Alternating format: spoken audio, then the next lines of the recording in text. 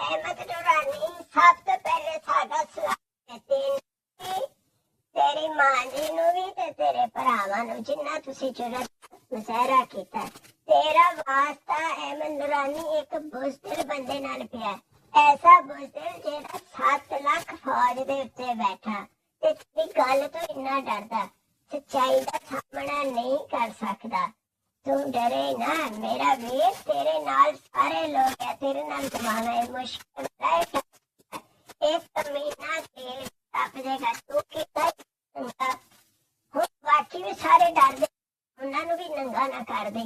तकलीफ ते उन्होंने है ना, तू खुद सोच ला भी 7 लाख की फौज ते वो बैठा होया, तोपा भी ने मिसाइल भी देगे, लेकिन तेरी आवाज विच कितनी ताकत हैगी आ। सारे हिल गए, सारे हिल गए।